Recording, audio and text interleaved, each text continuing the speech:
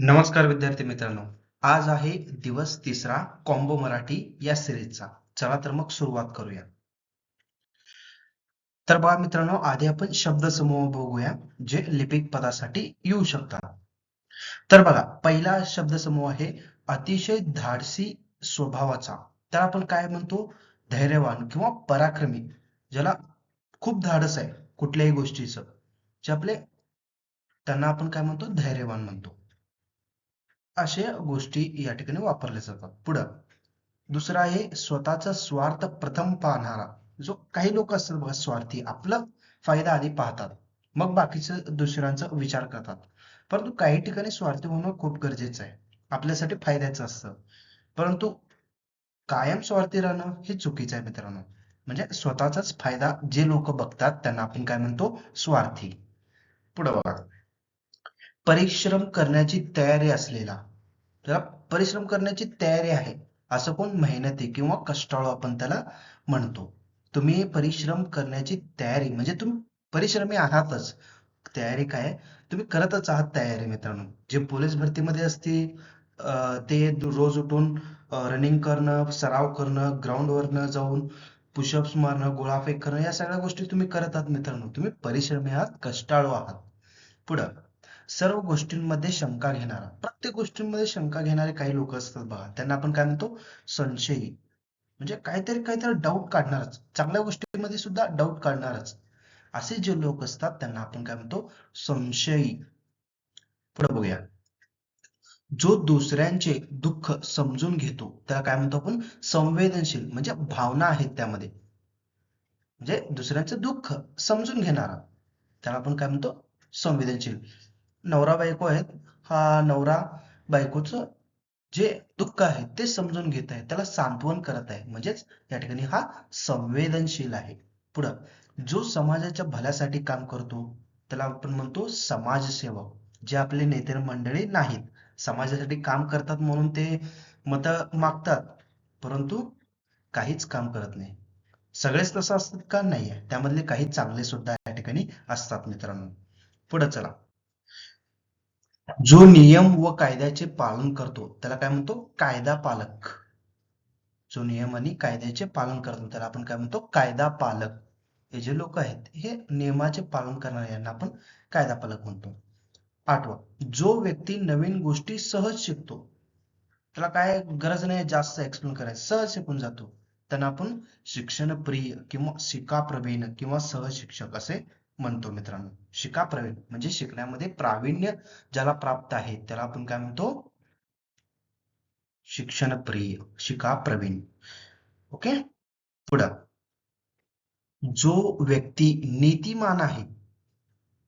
नीतिमान म्हणजे नैतिक, जो म्हणजे चांगल्याच गोष्टी तो करतो, त्याची नैतिकता आहे, त्याला आपण काय म्हणतो? नीतिमान, नैतिक असे आपण त्याला म्हणतो मित्रांनो. पुढे, तेव्हा जो व्यक्ती विचारपूर्वक निर्णय घेतो, विचार करून कोणत्याही गोष्टीचा विचार करतो, तो आपल्यामध्ये विचार करतो गोष्टींचा, त्याला आपण काय म्हणतो? विचारशील. ओके. हे झाले मित्रांनो आपले आजचे 10 शब्दसमूह. आता वळूया आपण म्हणीकडे मित्रांनो. ओके.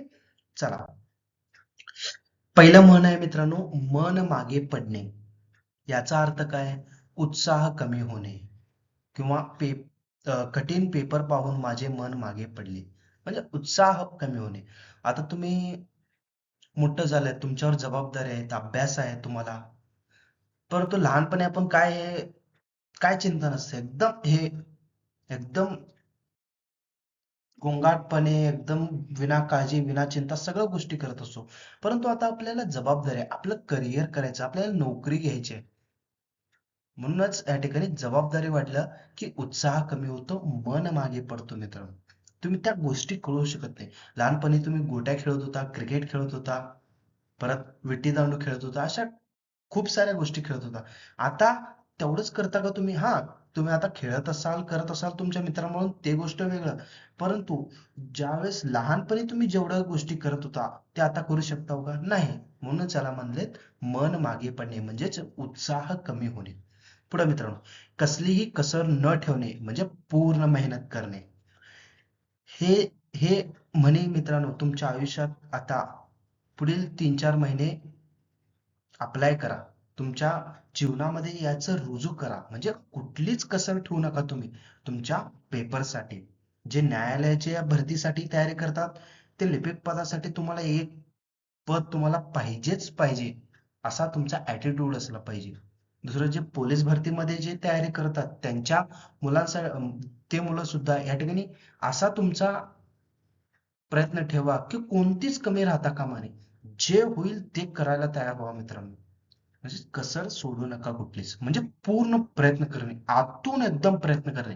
त्यालाच आपण काय म्हणतो, कसलीही कसर न ठेवणे. परीक्षेत यशासाठी त्याने कसलीही कसर ठेवली नाही. हा विद्यार्थी, जर तुम्ही अशाच पद्धतीने कसर न ठेवता कुठलीच कसर न ठेवता एकदम पूर्णपणे प्रयत्न केला तर तुमचं सुद्धा सिलेक्शन या ठिकाणी नक्की होणार मित्रांनो. पुढे बघा. अंगावर येणे म्हणजे भांडण, विरोध करणे. भांडायला येणे, अंगावर येण्याचं भांडण करणे. वाक्य, चुकल्यावरही तो उलट माझ्या अंगावर आला. म्हणजे भांडण्यासाठी आपल्या अंगावर आला. काही लोक असतात दबंगगिरी करणारे डॉन लोक, ते उलट आपल्यावरच येत असतात. त्यांनाच आपण अंगावर येणे याचा अर्थ भांडण करणे. पोटातलं पोटात ठेवणे म्हणजे भावना न सांगणे.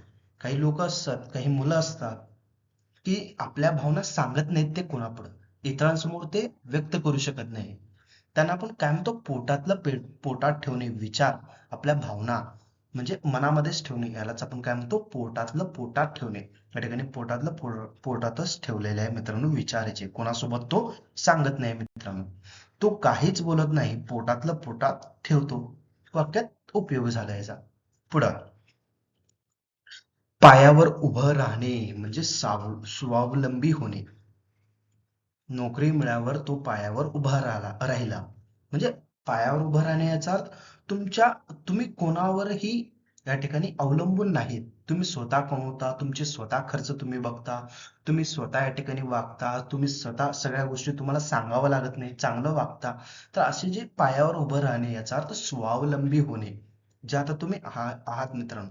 खूप आपले विद्यार्थी कसं आहेत मित्रांनो, जॉब करून पोलीस भरतीची तयारी किंवा जॉब करून उच्च न्यायालयाची भरती करणारे लोक खूप आहेत. मग ते स्वतः आता स्वावलंबी आहेत, परंतु काही नवनवीन ते करत आहेत. ओके, यालाच आपण काय म्हणतो, स्वावलंबी होणं म्हणजे पायावर उभं राहणं. पुढं, चिखलफेक करणे म्हणजे वाईट आरोप करणे. चिखलफेक याचा अर्थ असं चिखल उठून चिखल टाकणे याचा अर्थ वेगळा. तर वाईट आरोप करणे एकमेकांवर, जे आपले नेते मंडळी राजकारणामध्ये तुम्हाला हे दिसेल मित्रांनो. एक माणूस दुसऱ्यावर आरोप करतो, दुसरा तिसऱ्यावर करतो, परत तिसरा पहिल्यावर करतो. अशा पद्धतीने हे आरोप, चिखलफेक करणं गोष्टी होतच राहतात. म्हणून त्याला काय म्हणतो आपण मित्रांनो, या ठिकाणी चिखलफेक करणे म्हणजे आरोप करणे एकमेकांवर. पुढं, या ठिकाणी एक मिनिट, भसाभसा जळणे याचा अर्थ काय होतो मित्रांनो, खूप राग येणे. खूप राग येणे, भसाभसा जळणे याचा अर्थ मित्रांनो. त्याने खोटं सांगितलं म्हणून भसाभसा जळली, याचा अर्थ तो होतो मित्रांनो. या ठिकाणी एक मिस्टेक झालेला आहे मित्रांनो, हा फोटोवर आलेला आहे. तर हे दोन स्किप करूया, पुढं आपण पुढच्या म्हणीला जाऊ मित्रांनो. ओके, या ठिकाणी आता बरोबर आहे. 9वा, उगाच नाक खुपसणे.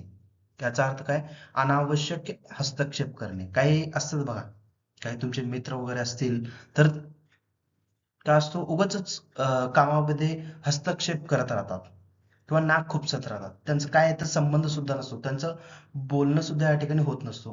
म्हणजे उगाचच येणं, आपलं एक मत देणं, उगाचच येऊन विचार करणं, हे ते गोष्टी या ठिकाणी होत असतात. वाक्य बघा, त्यांचं भांडण आहे, तू उगाच नाक खुपसू नकोस, असं हे वाक्यात उपयोग आपण करतो. इथं बघा, हे दोघं बोलत आहेत, हा उगाचच नाक खुपसत आहे. या ठिकाणी माइंड युअर ओन बिझनेस ही मुलगी याला म्हणत आहे मित्रांनो. पुढं, डोळे फिरवणे म्हणजे दुर्लक्ष करणे. मागच्या क्लासमध्ये मित्रांनो अजून एक म्हण होता, त्याचा अर्थ आणि ह्याचा अर्थ सेम आहे. ते म्हण कुठलं होता तुम्ही कमेंट मध्ये नक्की सांगा मित्रांनो. सेम आहे म्हणजे अर्थ सेम आहे, परंतु म्हण या ठिकाणी वेगवेगळा आहे. डोळे फिरवणे याचा अर्थ दुर्लक्ष करणे. सविता भांडण पाहून डोळे फिरवली. भांडणं पाहून डोळे फिरवणे म्हणजे दुर्लक्ष करणे त्या गोष्टीकडे एखाद्या. पुढे मित्रांनो, हे झाले तुमचे आता मित्रांनो समानार्थी म्हणी. आता आपण बघूया समानार्थी आणि विरुद्धार्थी शब्द मित्रांनो. बघा, तर मित्रांनो पहिला आहे दृढ. दृढ एकदम. समानार्थी शब्द मजबूत, ठाम आणि ठोस. दृढ म्हणजे मजबूत एकदम. तुमची तयारी कशी असली पाहिजे? दृढ असली पाहिजे, म्हणजेच मजबूत, ठाम, ठोस असली पाहिजे. पुढं विरुद्धार्थी दुर्बळ, कमकुवत, ढासळलेला अशा गोष्टी तुमचे नसून. दुर्बळ, कमकुवत झालेलं हे अशा गोष्टी तुमच्या येता कामा नये.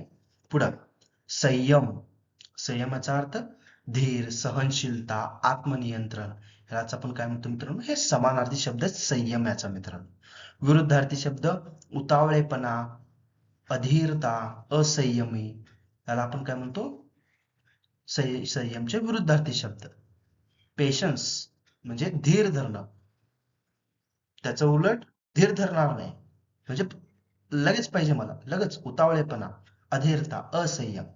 पुढं विश्वासार्ह म्हणजे एक गोष्टीवर विश्वास ठेवू शकतो असे, त्याला काय म्हणतो? समानार्थी शब्द भरोसेमंद, भरोसा गोष्ट. विश्वसनीय, खात्रीशीर. या गोष्टी याचे समानार्थी शब्द आहेत. पुढं विरुद्धार्थी अविश्वसनीय. विश्वासार्हचा अविश्वसनीय, संशयास्पद, फसवा अशा या ठिकाणी समानार्थी शब्द आहेत. पुढं सुसंगत या शब्दाचे समानार्थी शब्द बघा. अनुरूप, सुसूत्र, सुस्पष्ट. या गोष्टी आपण समानार्थी शब्दामध्ये येतात. सुसंगत म्हणजे जुळवाजुळव म्हणजे जुळणारे दोन गोष्टी. विरुद्धार्थी शब्द विसंगत, विस्कळीत, असंबंध म्हणजे संबंध या ठिकाणी नाहीये मित्रांनो. याचे हे होतात मित्रांनो. पुढं गोपनीय. गोपनीयचे समानार्थी शब्द रहस्यमय, खाजगी, गुप्त. हे असे समानार्थी शब्द. पुढं विरुद्धार्थी सार्वजनिक, उघड, प्रसिद्ध. हे समानार्थी. गोपनीय म्हणजे न सांगणे, विरुद्धार्थी त्याचं सगळ्यांना सांगत बसणे, उघड करणे, प्रसिद्ध करणे, सार्वजनिक. पुढं सक्रिय. सक्रियचा अर्थ म्हणजे तो ऍक्शन मध्ये आहे, काहीतरी करत आहे. समानार्थी शब्द कार्यरत, उत्साही, सक्रियशील. गोष्टी करत आहे तो म्हणजे थांबलेला नाहीये एका ठिकाणी. विरुद्धार्थी शब्द निष्क्रिय, उदासीन, अलिप्त, काम न करणार. सक्रियचा अर्थ निष्क्रिय. नियंत्रित. याचा समानार्थी शब्द नियमन केलेला किंवा आवरलेला किंवा मर्यादित मित्रांनो. हे असे समानार्थी शब्द. विरुद्धार्थी काय त्याचे? अनियंत्रित, स्वैर, बेफाम. हे नियंत्रणचे विरुद्धार्थी. पुढं उपयुक्त. युटिलिटी, एखादी गोष्ट उपयुक्त आहे असे. याचे समानार्थी शब्द काय मित्रांनो? लाभदायक, फायदेशीर, उपयोगी. या गोष्टी या ठिकाणी आहेत मित्रांनो. विरुद्धार्थी शब्द काय? निरुपयोगी, ज्याचा उपयोगच नाही आहे. निष्फळ, काय त्याचं फलित नाही आहे. अपायकारक म्हणजे उपयोगाचं नसणे अशा पद्धतीने. पुढं तटस्थ, न्यूट्रल. त्याला काय म्हणतो? समानार्थी शब्द निष्पक्ष, अलिप्त किंवा समदृष्टी. या ठिकाणी याचे समानार्थी शब्द. विरुद्धार्थी पक्षपाती, गुंतलेला किंवा झुकलेला, एका ठिकाणी एका साईडला झुकलेला.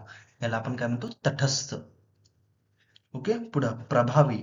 प्रभावी समानार्थी शब्द परिणामकारक, दमदार, ठसा उमटवणारा. या गोष्टी या ठिकाणी आहेत. पुढं विरुद्धार्थी शब्द निष्प्रभ, कमकुवत किंवा अप्रभावी. हे या ठिकाणी समानार्थी आणि विरुद्धार्थी शब्द मित्रांनो. काय काय भेटलं आपण? शब्दसमूह 10, म्हणी 10, त्यानंतर समानार्थी आणि विरुद्धार्थी मिळून 10 या ठिकाणी शब्द आपण बघितले मित्रांनो. तर मित्रांनो आजचा झाला डे 3 मित्रांनो. व्हिडिओ आवडल्यास मित्रांनो नक्की लाईक करा, शेअर करा आणि सबस्क्राईब करा चॅनलला. अशाच पद्धतीनं लिपिक पदा संबंधी व्हिडिओ असतील किंवा पोलीस भरती संबंधी व्हिडिओ असतील तर तुम्हाला या ठिकाणी भेटून जातील मित्रांनो. ओके. तर उद्या भेटूया मित्रांनो डे 4 साठी. तोपर्यंत धन्यवाद मित्रांनो.